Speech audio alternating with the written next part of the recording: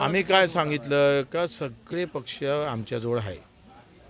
सगळे पक्ष या देशामध्ये जेवढे पक्ष असेल ते सगळे कार्यकर्ते आम्हाला मतं मारणार आहे. कारण आखरी ही जी आम्ही पाहतो तानाशाही कोणाला सहन होत नाही. ते मनातून कोणीच नाही.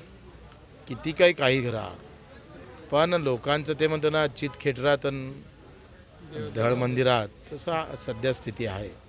आणि म्हणून त्यांचं चित आमच्यात आहे, दिनेश भाऊच्या उमेदवारीमध्ये आहे.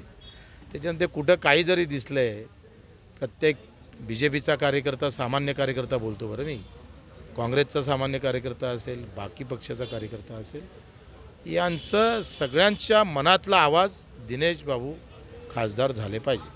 रामटेकच्या रश्मी बर्वेचं जे जातं होतं ते एका दिवशी रद्द केलं आहे. मात्र या ठिकाणी 5-5 वर्ष पूर्ण झाले अजूनही ही तानाशाही आहे. न्यायालयानं न्याय न दिल्यामुळं, उशिरा देत असल्यामुळं आणि भारतीय जनता पार्टीनं या बाबतीत घेतलेली भूमिका अतिशय रुचणारी आहे. एका RSSच्या माणसानं सुद्धा हे म्हटलं का ही अतिशय घातक आहे. अशा पद्धतीनं उमेदवारी देणं हे चुकीचं आहे. हे मी नाही म्हणत, RSSचे सभासद म्हणतात. आणि त्याच्यामुळे लोक न्यायालयात आम्ही जिंकू. पक्षाच्या न्यायालयात त्या जिंकल्या, न्यायालयात त्या जिंकल्या आणि आता जनतेच्या न्यायालयात मात्र त्यांची हार झाल्याशिवाय राहणार नाही आणि आमची जीत होईल. 3 तारखेला तुम्ही जो नामांकन दाखल करणार कशा प्रकारे शक्ती प्रदर्शन राहणार आहे? मला वाटते तुम्हाला माहीत आहे आम्ही रॅली सम्राट आहोत, आम्ही आंदोलन सम्राट आहोत. रक्तदानामध्ये आमच्या एवढा रक्तदान करणारा दुसरा उमेदवार दुसरीकडे नाही आहे.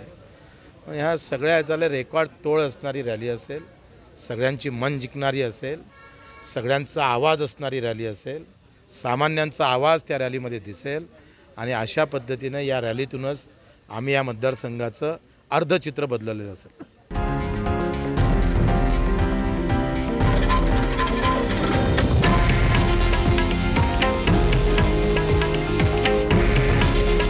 हे आहे देशातील नंबर 1 न्यूज नेटवर्क आणि आपण पाहत आहात TV9 मराठी. काळजी तुमची, हित महाराष्ट्राचं.